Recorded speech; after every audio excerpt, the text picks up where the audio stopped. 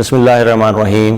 لاکھوں کروڑ درود و سلام محمد وال محمد پر۔ السلام علیکم ناظرین، میں ہوں آپ کا میزبان سید محمد حسنین قصہ ٹی وی کے پروگرام قصص الانبیاء کے ساتھ۔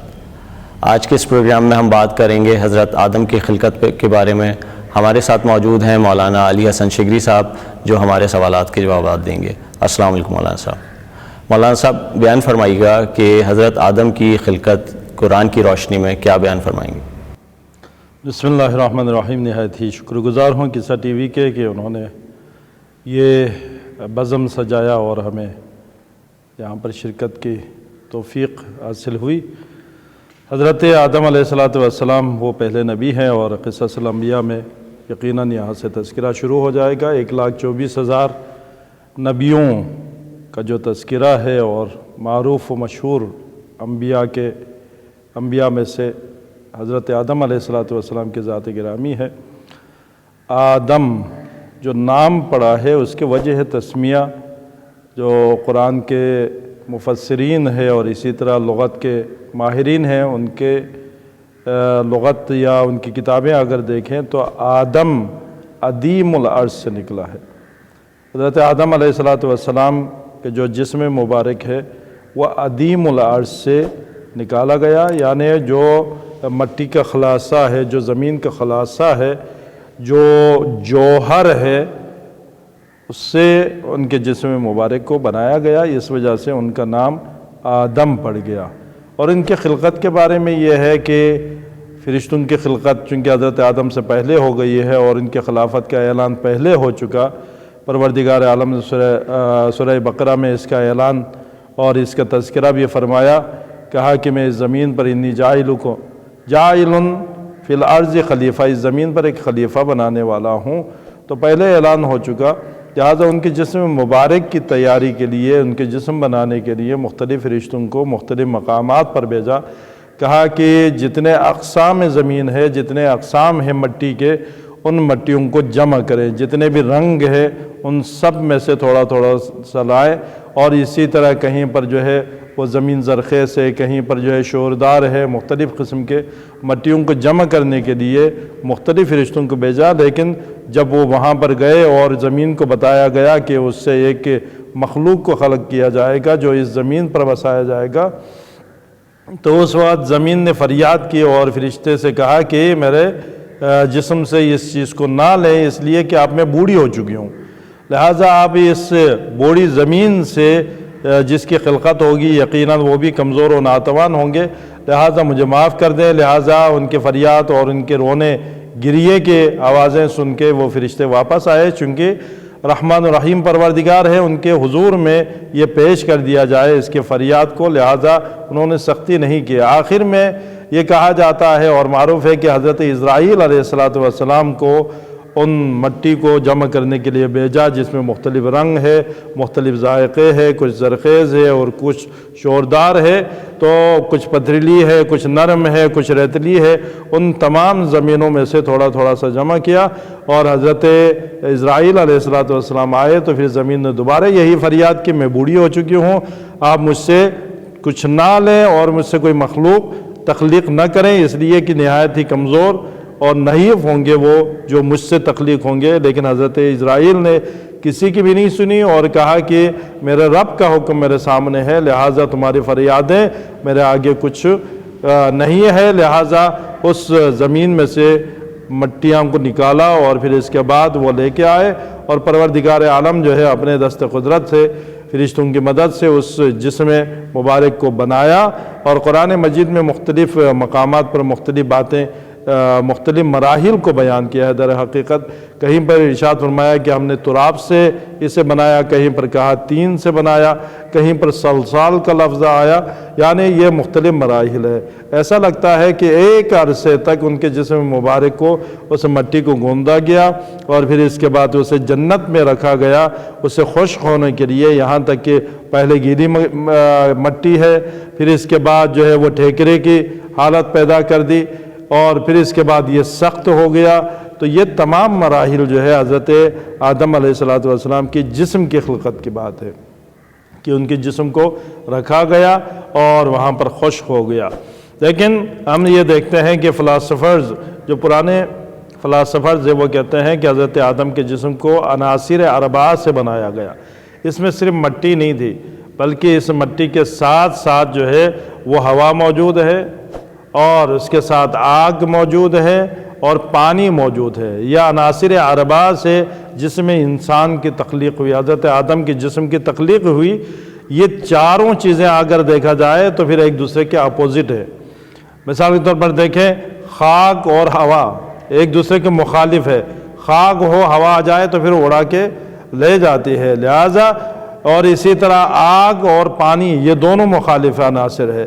جہاں پر آگ ہے وہاں پانی نہیں ہے، جہاں پانی ہے وہاں پر آگ نہیں ہے، جہاں پر خاک ہے وہاں پر ہوا نہیں ہے، ہوا ہے تو پھر خاک اڑا کے لے جاتے ہیں۔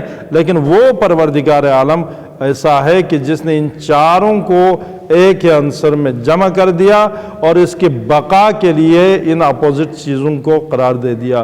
لہٰذا اس جسم انسان میں جہاں پر مٹی ہے تو وہاں پر ہوا بھی موجود ہے، وہاں پر جو ہے آگ بھی موجود ہے، وہاں پر پانی بھی موجود ہے۔ ان عناصر اربعہ سے پروردگار عالم نے جسم آدم کی تخلیق کی۔ پھر اس کے بعد جو ہے اسی کے مراحل کو انسان کے جسم کی تخلیق کے لیے ماں کے پیٹ میں بھی ایسے ہی رکھا کہ وہ ایک دم سے انسان بن کے نہیں آتا۔ جس طرح حضرت آدم کے جسم کے لیے ایک ٹائم لمٹ دیا، اسی طرح انسان کی تخلیق کے لیے بھی ماں کے شکم میں پروردگار عالم اس کے تصویر کشی کرتے ہیں۔ 9 مہینے جو ہے اس جسم مبارک کو بننے میں لگ جاتا ہے۔ تو یہ صرف جسم انسان نہیں، جسم انسان تو ایک بے جان چیز تھی، لیکن پروردگار عالم نے کہا کہ میں اس میں اپنی روح کو پھونک دوں گا۔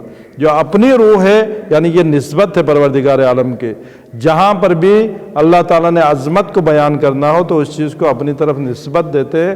جس طرح سے بیت اللہ، اللہ کا گھر، اللہ اس میں رہتا نہیں ہے لیکن اپنی طرف منسوب کر دیا۔ اور اسی طرح کتاب اللہ، اللہ کی کتاب، اللہ اس میں سے نہیں پڑھتا لیکن یہ ہے کہ اپنی طرف نسبت دی۔ تو ہر چیز کو مثلا مولا کائنات کے بارے میں ید اللہ، عین اللہ، تو ان کے عظمت کو بیان کرنے کے لیے اپنی طرف نسبت دی۔ تو یہاں پر بھی اپنے روح کو میں نے اس میں پھونک دیا۔ تو جب روح پھونکا تو روح کی جو خلقت ہے وہ ایک دم سے ہے، جسے امر کہا جاتا ہے، ایک دم سے ہے۔ لیکن جسم انسان جو ہے وہ تدریجی عمل ہے، جو آہستہ آہستہ جو ہے تکامل کی طرف پہنچ جاتے ہیں۔ پھر اس کے بعد یہ انسان کی تخلیق کے لیے پروردگار عالم نے ارشاد فرمایا میں احسن الخالقین ہوں۔ کیسے احسن الخالقین ہے؟ جسم میں 4 عناصر ہے جو ایک دوسرے کے مخالف ہے۔ پھر اس کے بعد جسم جو ہے وہ زمینی مخلوق ہے، چونکہ اسی زمین سے، اسی مٹی سے تخلیق پایا ہے، اور روح آسمانی مخلوق ہے۔ اللہ تعالیٰ نے زمین و آسمان کو بھی ایک کر دیا، یہاں پر مخالف چیزوں کو بھی جمع کر دیا، اور دوسرا زمینی مخلوق کو آسمانی مخلوق سے ملا دیا۔ اور اس جسم کی تمام تر ضروریات ہیں، جتنے بھی ہمارے جسم کی ضروریات ہے پروردگار عالم نے اسی زمین پہ رکھ دی۔ آپ کو کھانے پینے کی ضرورت ہے، یہ تمام چیزیں پھل فروٹ سے لے کے تمام چیزوں کو اس مٹی کا منبع قرار دیا، اس مٹی سے ہی نکلے گا۔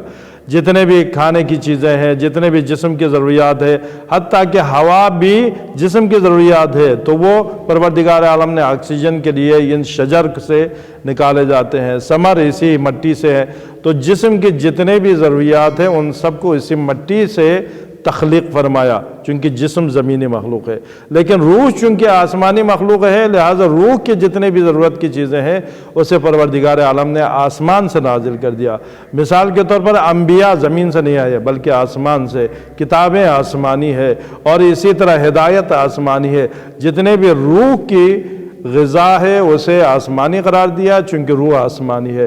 جسم کی جتنے بھی غذا ہے اسے زمینی قرار دے دیا، اس لیے کہ وہ اس زمین سے اور اس تراب سے، اس مٹی سے اس کی تخلیق ہوئی ہے۔ لہٰذا اس طرح حضرت آدم کی جسم و جان جو ہے وہ تخلیق ہو گئی اور حضرت آدم بن گئے۔ حضرت آدم علیہ السلام کی تخلیق ہو گئی، اور پھر اس کے بعد سجدہ ہو گیا، فرشتوں کے اوپر بھی حضرت آدم علیہ السلام حاوی ہو گیا اور ان کو خلیفہ منتخب کیا۔ تو پھر پروردگار عالم نے کچھ چیزیں حضرت آدم کے پاس بھیجی اور کہا کہ ان میں سے منتخب کریں، آپ انتخاب کریں۔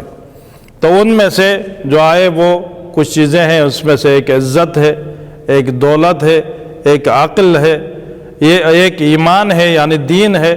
یہ 3-4 چیزیں ان کے پاس آئی اور کہا کہ آپ ان میں سے کسی ایک کو انتخاب کریں۔ تو اس وقت حضرت آدم علیہ السلام نے عقل کا انتخاب کیا۔ جب عقل کا انتخاب کیا تو پھر اس فرشتے نے دوسرے جو دین ہے یعنی ایمان اور اسی طرح حیا اور اسی طرح مال و دولت سے کہا کہ واپس چلیں۔ تو اس وقت ان چیزوں نے کہا کہ نہیں، ہمیں یہ حکم دیا گیا ہے کہ جہاں پر عقل ہے وہاں پر ہم بھی وہیں پر رہے۔ اس وجہ سے جس کے پاس عقل ہے اسی کے پاس دین ہے، جس کے پاس عقل ہے وہی باعزت ہے، جس کے پاس عقل ہے وہی جو ہے عزت دار ہے، باحیا ہے۔ لہٰذا جہاں پر عقل ہے، عقل وہ چیز ہے کہ ان تمام چیزوں کو جمع کر کے رکھ سکتا ہے۔ اسی طرح 6 چیزوں کو حضرت آدم کے پاس بھیج دیا گیا۔ حضرت آدم کچھ دائیں طرف کھڑے ہو گئے، کچھ بائیں طرف کھڑے ہو گئے۔ جب ان سے سوال کیا گیا، جو دائیں طرف ہے وہ نورانی مخلوق ہے، کچھ جو ہے وہ بائیں طرف ہے وہ ظلمانی مخلوق ہے۔ آپ نے دائیں والے مخلوقات سے سوال کیا کہ تم لوگ کون ہو؟ تو ان میں سے ایک نے کہا کہ میں محبت ہوں، میں محبت ہوں۔ آپ پر عرضہ ہوا ہے، کہا کہ محبت تم کہاں رہتے ہو، جائیگاہ کہاں پر ہے، کہاں ٹھہرتے ہو؟ کہا کہ میرے رہنے کی جگہ دل ہے۔ آپ کے انسان کے دل کو قرار دیا ہے، لہٰذا میں محبت میں انسان کے دل میں رہتا ہوں۔ پھر اس کے بعد دوسرا آیا اور اس نے کہا کہ میرا نام عقل ہے۔ تو کہا کہ تمہاری جائیگاہ کہاں پر ہے، کہاں رہتے ہو؟ اس نے کہا کہ انسان کے دماغ کو قرار دیا ہے، انسان کے سر کو قرار دیا ہے، چونکہ میں بلند ہوں اس لیے مجھے بلندی پہ اللہ تعالیٰ نے رکھا ہے، لہٰذا میں انسان کا عقل ہوں جو میں انسان کے دماغ میں رہتا ہوں۔ اور تیسرا جو ہے اس نے جب پوچھا، وہ بھی خوبصورت چہرہ ہے، کہا کہ تم کہاں رہتے ہو؟ کہا کہ میں انسان کے آنکھوں میں رہتا ہوں اور میرا نام حیا ہے۔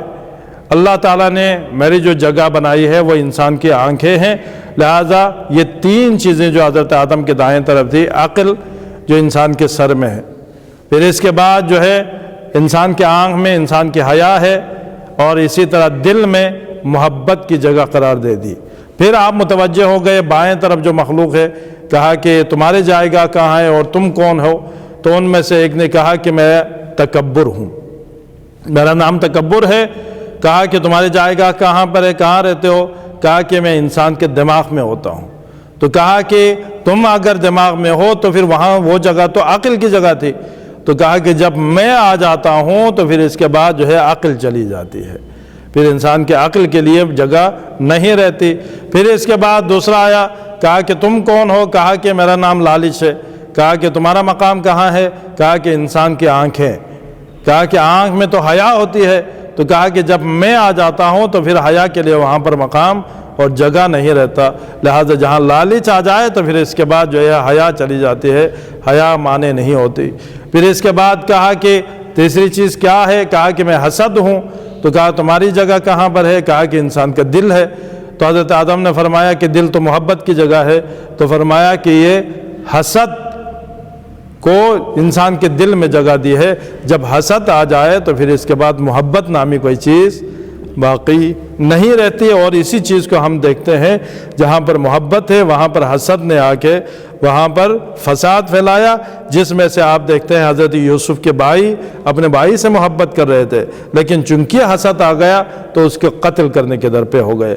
حضرت آدم کے 2 بیٹے قابل و حابیل ہے، دونوں بھائی ہے، ایک دوسرے کو چاہتے ہیں، ایک ہی خون سے، ایک ہی ماں باپ سے، لیکن حسد آ گیا تو پھر وہاں پر ایک دفعہ قابل قاتل بن جاتا ہے اور حابیل کو قتل کر دیتا ہے۔ سبحان اللہ۔ مولانا صاحب یہ بتائیے گا کہ پروردگار نے تمام ملائکہ کو جو حکم دیا تھا کہ حضرت آدم کو سجدہ کریں، اس کی کیا تفصیل ہے؟ جی، پروردگار عالم نے چاہا، پہلے اس زمین پر شیاطین رہتے تھے، شیاطین مطلب یعنی جنات کی حکومت تھی، اور جنات نے نافرمانی کی، شرور کو پھیلایا، تو پروردگار عالم نے فرشتوں کو بھیجا ان کے ساتھ جنگ کرے، لہذا جو جنات تھے ان کو یا مار دیا یا بھگا دیا، اس زمین سے ان کا اخلاء کرا دیا، خلا کرا دیا، ان کو جو ہے نا یہاں سے اخراج کر دیا، نکال دیا۔ لہٰذا آج بھی کہہ رہے ہیں کہ ان مقامات پر جنات رہتے ہیں کہ جہاں پر کوئی انسان کا بصیرہ نہیں ہے، جہاں پر اندھیرا ہے، لوگوں سے دور دراز مقامات پر ان کا بصیرہ ہوتا ہے، لہٰذا پہاڑوں پہ اور مختلف جگہوں پر، لہٰذا ان کو دور بھگایا۔ تو ان میں سے ایک ایسا جن بھی تھا کہ جو ان فساد اور ان تمام چیزوں سے دور رہا، وہ ایک جزیرے پہ چلا گیا، وہاں پر اللہ کی عبادت میں مصروف رہے، اور اتنے عبادت میں مصروف رہے کہ پہلے آسمان کے فرشتوں نے کہا پروردگار اس جن کو جو تمام چیزوں سے لا تعلقی اختیار کر چکا ہے اسے پہلے آسمان پہ لائے، چونکہ جنات کم رہ گئے، ان میں سے عبادت گزاروں میں سے سب سے پہلا نمبر اس کا ہے، وہ لے کے آ جائیں تاکہ ہم جو ہے اس کی عبادت کو دیکھتے ہوئے اور زیادہ شوق عبادت میں زیادہ عبادت کریں۔ پھر پہلے آسمان پہ چونکہ فرشتوں نے کہا تھا، اللہ تعالیٰ نے قبول کر لیا، پہلے آسمان پہ، دوسرے میں، تیسرے میں، یہاں تک کہ وہ عرش کے نیچے جو فرشتے تھے جن کے مقامات بلند ہے وہاں پر پہنچے، اور وہاں پر حتیٰ کہ نماز پڑھانے لگے۔ کہا جاتا ہے کہ ان کو نماز پڑھاتے تھے، ان کو درس دیتے تھے۔ جب شیطان کی تسبیح ٹوٹ جاتی تھی تو پھر اس وقت کیا ہے کہ سارے فرشتے لپک پڑتے تھے کہ کوئی ایک تسبیح کا دانہ مجھے مل جائے، میں اپنے استاد کو پیش کر کے اپنا نمبر بڑھاؤں۔ لیکن اس مقام پہ پہنچا، تمام فرشتوں کے استاد کہلانے لگے۔ تو اس وقت اللہ تعالیٰ نے کہا کہ میں اس زمین پر انی جاعل فی الارض خلیفہ، اس زمین پر ایک خلیفہ بنانے والا ہوں۔ تو فرشتوں نے کہا پروردگار کیا اسے بنائیں گے جو اس زمین پر کیا کرے گا؟ فتنہ و فساد برپا کرے گا۔ کہا ان کو کیسے معلوم یہ فتنہ فساد برپا کرے گا؟ ایک تو انہوں نے دیکھ لیا تھا کہ یہاں پر جنات رہے ہیں اور جنات کی حکومت تھی، انہوں نے آپس میں لڑنا مرنا شروع کر دیا، ایک دوسرے کے ساتھ جنگ، خون خرابہ۔ تو اسی طرح یہ بھی انسان اسی زمین پہ رہے گا تو اس کی بھی یہی خاصیت ہوگی۔ دوسرا مفسرین یہ کہتے ہیں کہ نہیں، دوسری بات یہ تھی انہوں نے حضرت آدم کی تخلیق کو دیکھا تھا کہ حضرت آدم کی تخلیق چونکہ متضاد چیزوں سے ہوئی ہے لہٰذا ان کے مزاج مختلف ہوں گے۔ جب مزاج مختلف ہیں تو ان کے جو اعضاء جمع ہوئے ہیں وہ ایک دوسرے سے میل نہ کھانے والے ہیں۔ زمین و آسمان ہے، اس میں پانی و آگ ہے، لہٰذا متضاد چیزوں سے بنی ہے، لہٰذا اس کی بھی فطرت میں، اس کی بھی روح میں وہی چیزیں ہوں گی جو اختلاف والی بات ہے۔ تو انہوں نے جب یہ کہا تو پروردگار عالم نے جواب نہیں دیا، کہا کہ بلکہ پروردگار نے کہا کہ جیسے میں جانتا ہوں تم نہیں جانتے۔ لیکن فرشتوں نے اس کے ساتھ یعنی اس کے عیب کو بھی بیان کیا، بیان کرنے کے بعد دوسری طرف اپنی خصوصیت کو بھی بیان کیا۔ نحن نسبح ونقدس لک، ہم آپ کی تسبیح و تحلیل کرنے والے۔ کیوں بیان کیا؟ کہا کہ اس کو نہ بنائیں بلکہ خلیفہ کن کو بنائیں؟ ہمیں بنائیں۔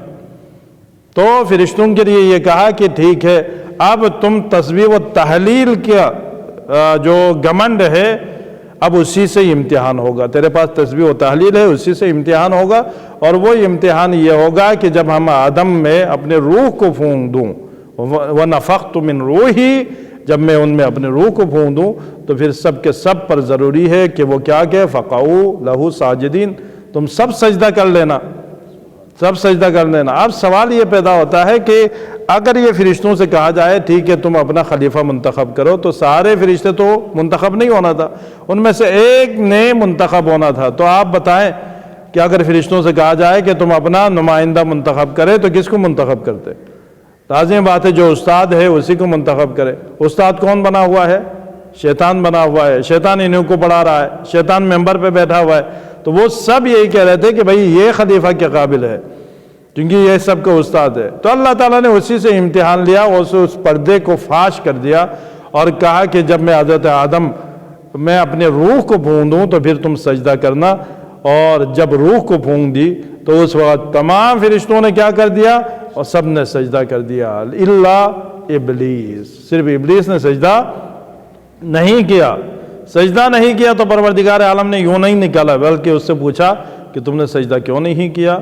تو اس نے کیا کہا کہ پروردگار تو نے مجھے نار سے پیدا کیا ہے، مجھے آگ سے پیدا کیا ہے، اور اسے من طین تو نے اسے مٹی سے پیدا کیا ہے، لہٰذا میں اس سے بہتر ہوں، میں اس سے بہتر ہوں۔